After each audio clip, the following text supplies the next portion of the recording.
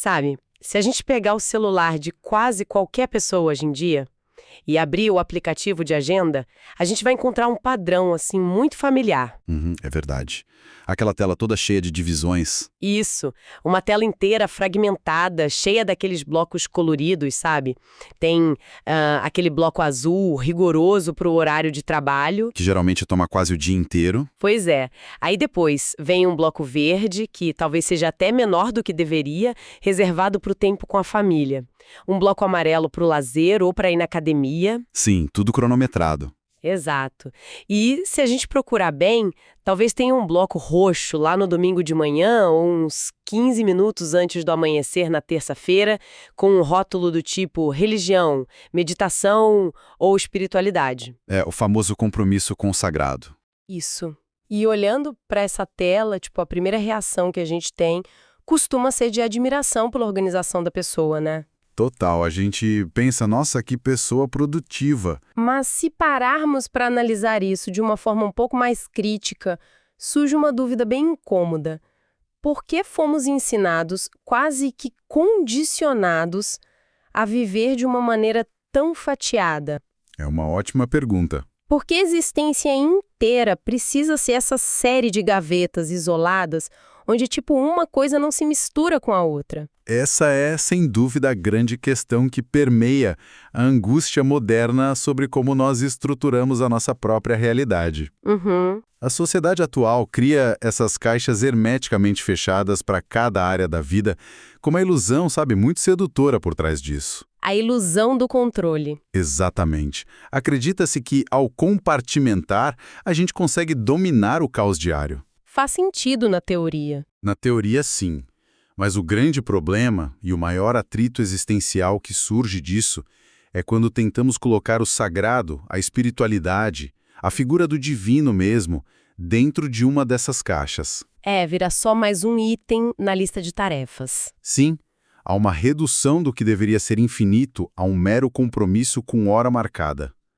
Com alarme para começar e, o que é pior, com alarme para terminar. Certo. Vamos desempacotar isso porque a nossa imersão de hoje vai direto na veia dessa angústia. Com certeza. Nós estamos mergulhando num material riquíssimo hoje, um ensaio muito profundo que carrega o título A Vida que Flui quando Deus deixa de ser um momento e passa a ser a sua natureza. Um título de peso. Muito.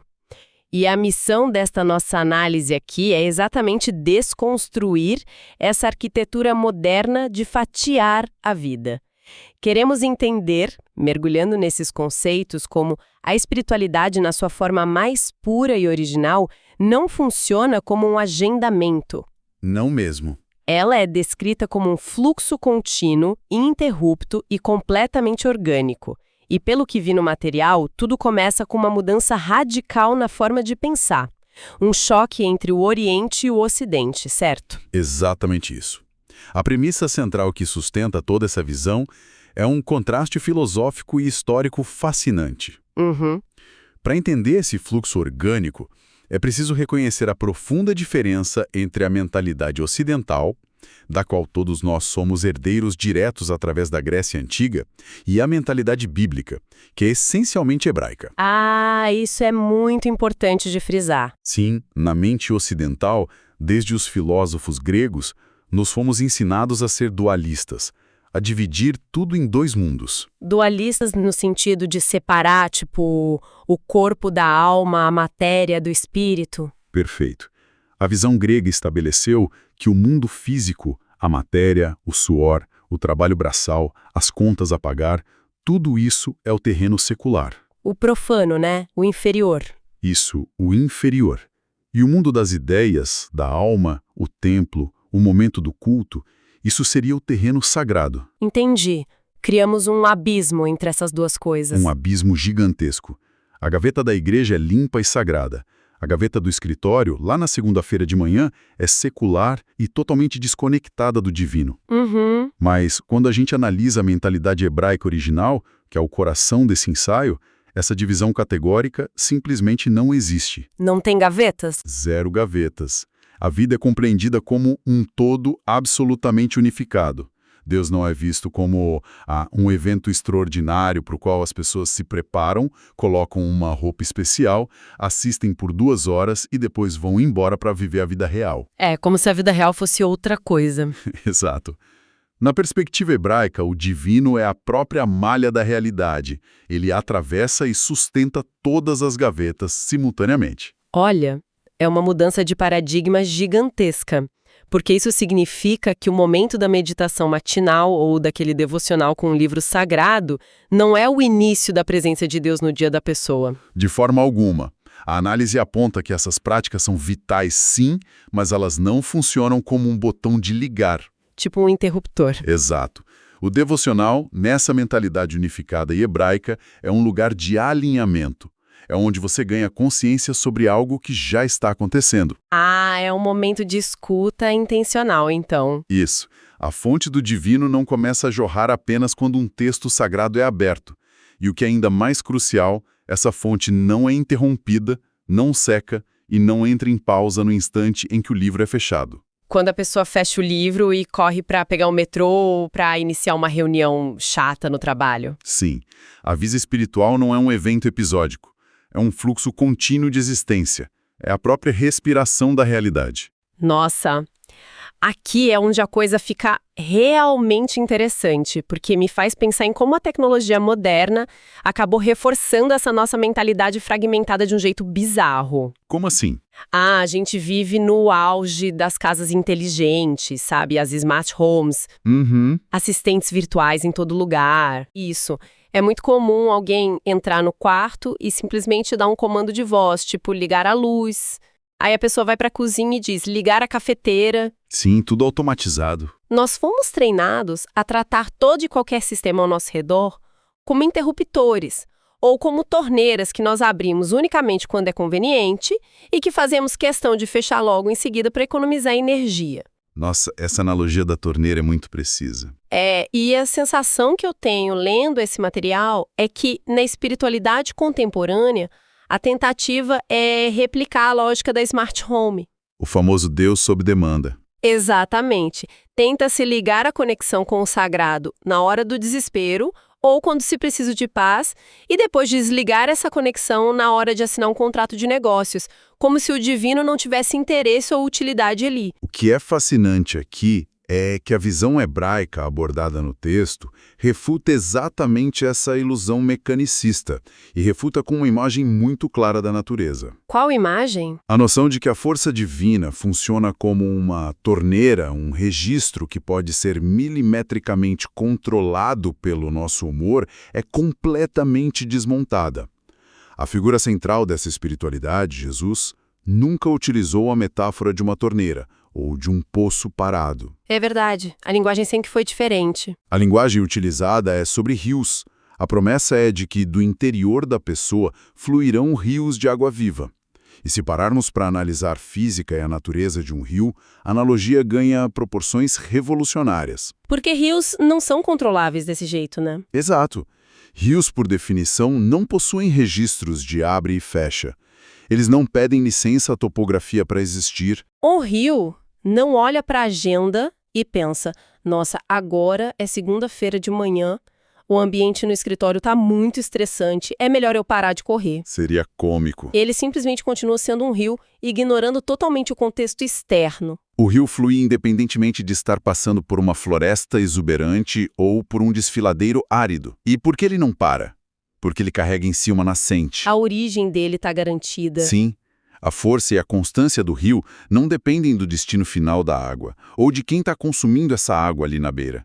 Dependem exclusivamente da sua origem. E quando a gente traduz isso para a prática da vida cotidiana, que o ensaio faz com muita maestria, percebemos que essa nascente espiritual transborda para as coisas mais absurdamente ordinárias e repetitivas da rotina humana. Sem dúvida.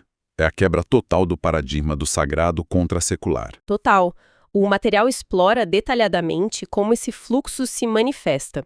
E não é apenas em grandes atos de heroísmo moral ou em pregações eloquentes, sabe? O rio flui no simples ato de falar com um atendente de telemarketing. Nossa, sim. Aliás, um ótimo teste de paciência. Com certeza, flui na disposição de servir, no empenho num trabalho corporativo, na capacidade de perdoar uma ofensa. E vai além, ele flui na hora de cozinhar o jantar, de limpar a casa. Nas tarefas invisíveis. Exato, de dirigir no meio de um trânsito caótico, nas dinâmicas mais triviais dos relacionamentos e até mesmo na capacidade de sustentar o silêncio.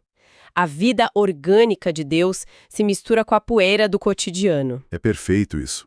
Fazer uma reflexão profunda sobre limpar a casa ou enfrentar o trânsito muda o jogo completamente. Muda mesmo. Porque, pensa bem, se alguém está exausto no trânsito, toma uma fechada perigosa de outro carro e sente aquela onda de raiva subir. Aquele instinto de buzinar e xingar. Isso. Mas aí a pessoa consegue respirar, absorver o impacto e perdoar o motorista ali mesmo, sem revidar. O rio acabou de fluir. Exatamente. O rio de água viva acabou de fluir no meio do asfalto quente às 6 da tarde. Não foi preciso ativar o modo espiritual, rezar um mantra de emergência ou ir para um templo. A natureza de paz já estava entranhada no indivíduo, pronta para transbordar. E a palavra entranhada nos leva à segunda grande metáfora que estrutura essa visão do material, né? A do fermento. Isso. Além do rio contínuo, tem a imagem do fermento. O reino, a influência do divino, é frequentemente comparado ao fermento colocado numa massa de pão. E a biologia e a química do fermento são muito reveladoras para essa mentalidade hebraica. Como assim? O fermento não ocupa um canto geométrico da massa. Ele não fica numa gaveta isolada dentro da farinha. Ah, entendi. A ação do fermento é uma invasão silenciosa e completa. Ele altera a estrutura química e o DNA de toda a mistura. Cada partícula da massa passa a conter a ação do fermento. Realmente, não tem como olhar para um pão assado e dizer, olha, essa fatia aqui tem fermento, mas aquela ponta ali não tem. Impossível separar. E a aplicação psicológica e espiritual disso é muito profunda. Uma pessoa que atinge esse grau de maturidade não visita o sagrado em horários estipulados. Ela passa a viver a partir dele. É a natureza dela agora. Sim, isso altera radicalmente até mesmo o vocabulário e a forma de se comunicar. Alguém com essa mentalidade hebraica não fala sobre sua fé ou sobre o divino com aquele tom artificial, sabe? Aquele tom de quem está fazendo um anúncio oficial no calendário. Isso. A conversa se torna natural, porque o sagrado se tornou parte da respiração espiritual. É tão involuntário e necessário quanto inspirar e expirar. A vida inteira dessa pessoa ficou irremediavelmente misturada nessa massa. Tá, mas aí surge um contraponto importante. E eu preciso colocar as cartas na mesa aqui. Manda. Porque, na teoria, ser um rio constante e ser uma massa totalmente fermentada parece lindo, é poético. É bonito de se falar. Mas, na prática, nas trincheiras da vida real, isso me soa como um dilema enorme. Por causa do atrito com as outras pessoas. Exatamente. Se uma pessoa está vivendo essa dinâmica, transbordando água limpa, sendo paciente, doando-se, fluindo de forma contínua, ela inevitavelmente vai colidir com outras pessoas. Com certeza. E quando esse fluxo abundante encontra alguém que simplesmente não tem a menor capacidade de absorver isso... É aí que o problema começa. Pois é. Muitas vezes, quem está transbordando amor, conselho ou serviço acaba se sentindo profundamente rejeitado ou não valorizado. Quando o outro não retribui na mesma moeda, ou pior, quando o outro ignora tudo que foi oferecido. Sim, é uma dor real. Como é possível equilibrar esse fluxo intenso sem gerar atritos ou frustrações com quem não consegue acompanhar o ritmo? Olha, se conectarmos isso com a imagem maior que o texto está construindo, vamos encontrar uma das chaves mais importantes para a sanidade mental e emocional de quem tenta viver de forma altruísta. Qual é a chave? A resposta para essa frustração está em compreender a anatomia das relações. O conceito central aqui é que nem todo mundo consegue beber tudo que jorra da nascente. E isso é normal? A grande revelação é que está tudo bem, é completamente normal, mas a natureza humana tende ao julgamento muito rápido. A gente se ofende fácil? E mais, quando oferecemos o nosso melhor e a pessoa não absorve, a reação imediata do nosso ego é a ofensa. Nós já rotulamos o outro de resistente, rebelde, ingrato ou insensível. É aquela sensação de, poxa, eu tô dando a minha vida aqui, oferecendo ouro, e a pessoa simplesmente vira as costas, a dor da expectativa frustrada mesmo. Precisamente. Mas a lente da maturidade que o material propõe exige uma dose massiva de empatia da nossa parte. Uhum. Há outras razões muito mais complexas e humanas para que alguém não receba toda a água que o rio oferece. Às vezes, o outro indivíduo está apenas começando a jornada dele de autoconhecimento. Tá num ritmo diferente. Sim, às vezes ele carrega traumas que limitam a sua capacidade de confiar e de se abrir. A metáfora que o texto utiliza aqui é bem cirúrgica. Às vezes o jarro da pessoa que está recebendo a água ainda é pequeno. O jarro é pequeno. Isso. A estrutura emocional dela está em fase de formação. Exigir que uma pessoa com um jarro de meio litro absorva uma torrente de 100 litros por segundo não é sinal de amor. É sinal de falta de compreensão sobre o limite do outro. Nossa, faz muito sentido. Então, o problema não é o fluxo em si, é a exigência de que o recipiente do outro seja do mesmo tamanho que o nosso transbordamento. Exatamente. O verdadeiro indicativo de um problema profundo seria se a pessoa com o jarro pequeno desprezasse a existência da fonte, preferindo morrer de sede. O que também acontece, né? Acontece. Mas o simples fato de não conseguir beber tudo de uma vez não é uma afronta. E é nesse ponto que a análise nos leva à imagem visual mais espetacular de toda essa reflexão, a imagem da cachoeira. Eu confesso que essa foi a parte que mais me fez pensar em como nos portamos diante da vida, sabe? É uma imagem poderosa. Muito. Basta imaginar a última vez que a gente esteve fisicamente diante de uma grande cachoeira, tipo as Cataratas do Iguaçu, por exemplo. O cenário é dominado por aquela força magnífica da natureza. O barulho é ensurdecedor. Tem toda aquela névoa úmida constante pairando no ar. Sim, a água desce com uma violência bela. Mas quando qualquer ser humano visita uma cachoeira dessas, ele não leva dezenas de baldes de plástico com a intenção delirante de capturar cada metro cúbico de água que despenca lá de cima. Ia ser ridículo. Fazer isso seria ridículo, fisicamente impossível e transformaria uma experiência sublime num estresse absoluto. Seria uma tentativa patética de controlar a abundância, ditada puramente pela ansiedade e pela mentalidade de escassez. Exatamente. O que nós fazemos quando estamos diante de uma cachoeira monumental é nos aproximarmos com reverência. Sentimos as gotículas refrescarem a pele. Sim, a gente aproveita o momento.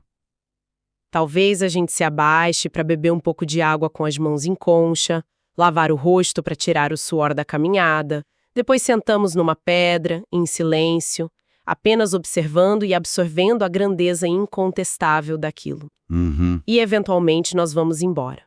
Mas vamos embora transformados por uma certeza inabalável, uma memória gravada na mente, que ali existe água abundante. E essa é a aplicação direta para as nossas relações interpessoais e espirituais. É um alívio pensar assim, porque isso tira um peso colossal das costas de quem tenta ser uma influência positiva.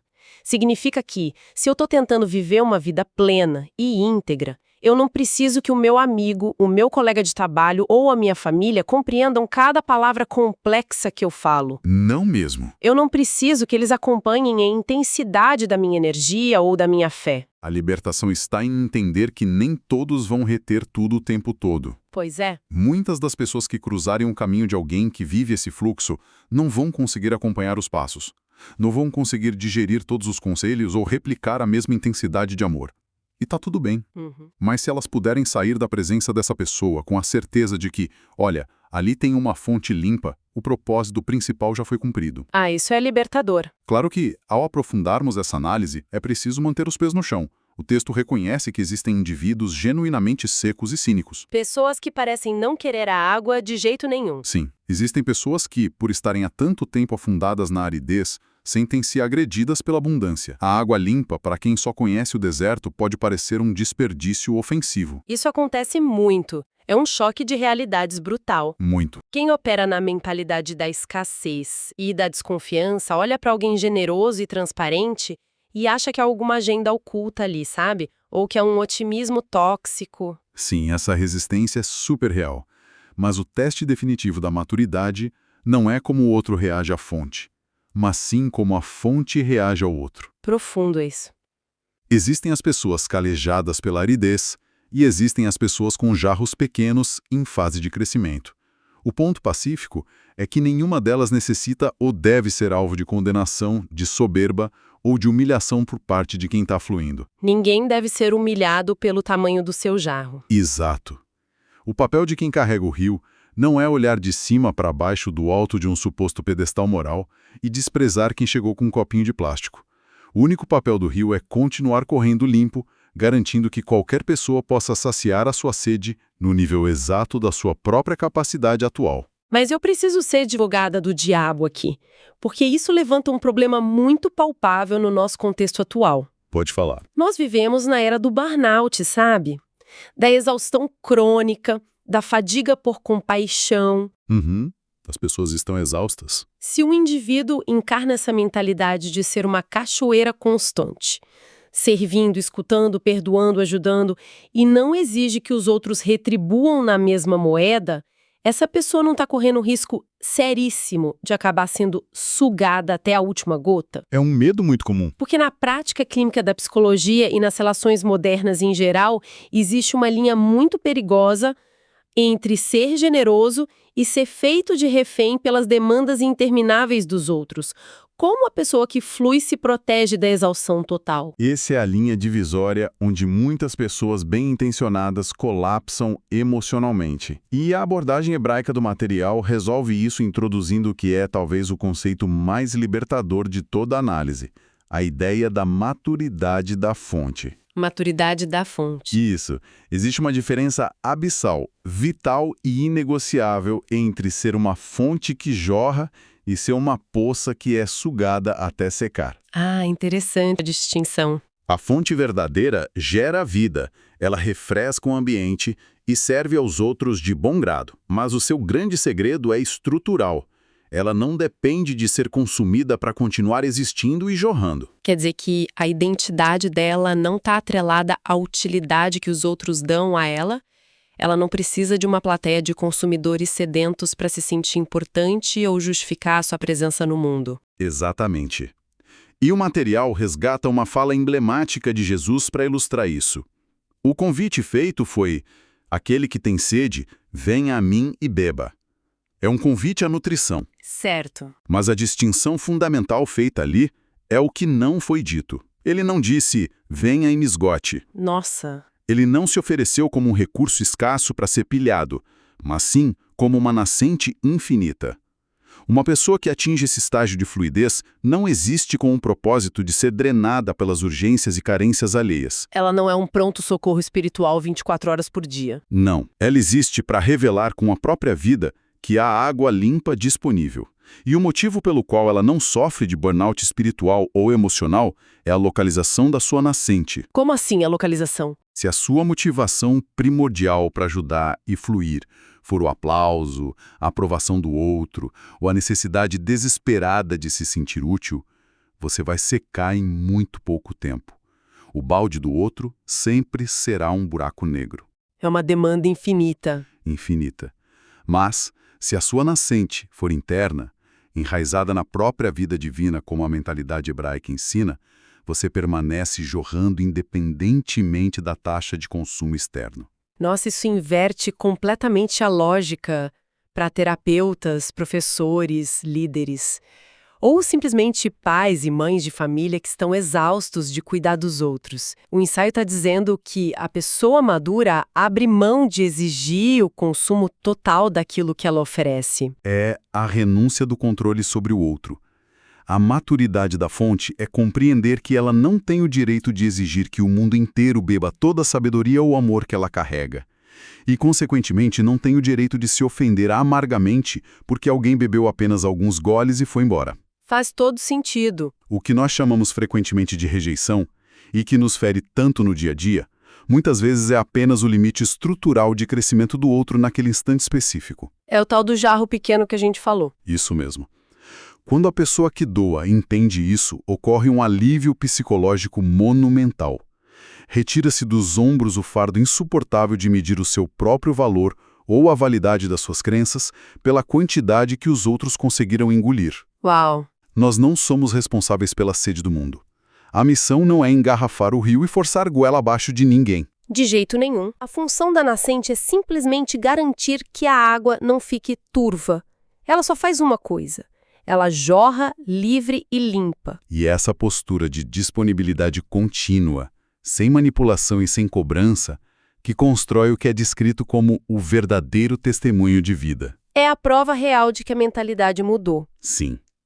O ápice dessa jornada espiritual não é apresentar um relatório com as métricas de quantas pessoas foram convencidas a abraçar as suas ideias ou engolir o seu rio inteiro. O grande legado é a capacidade de construir uma memória de longo prazo, profunda e afetiva, nas pessoas ao redor. Então, o que tudo isso significa quando trazemos para o chão de fábrica da vida diária de quem nos acompanha agora? Significa que a métrica do sucesso para uma vida fluida é ser a memória de segurança na mente de alguém. Como o ensaio descreve magistralmente, a vitória ocorre quando alguém, no meio de um colapso, de uma confusão mental, exausto do cinismo do mundo ou desesperado por um conselho íntegro, essa pessoa para por um segundo e a primeira imagem que vem à cabeça é a sua.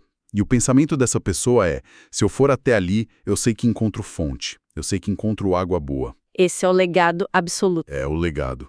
É não tentar sugar a energia do outro, mas gerar vida. Não tentar dominar um ritmo de ninguém, mas fluir graciosamente.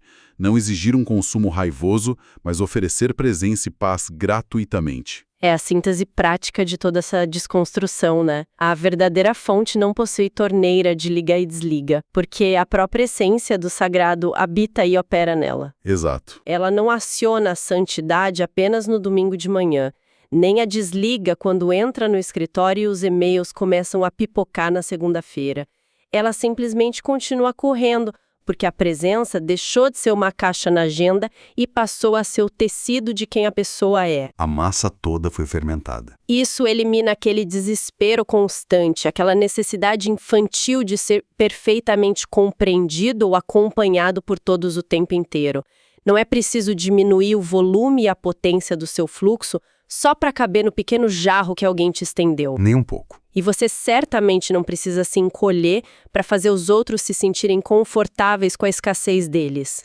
Basta permanecer com a água limpa, basta não parar de fluir, pois como a análise demonstra lindamente, as coisas acontecem de forma orgânica.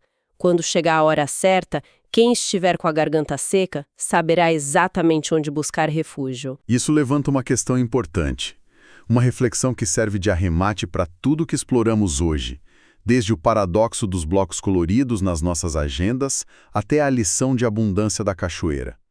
É um ponto que exige uma autoavaliação muito sincera de todos nós. Qual seria a reflexão final?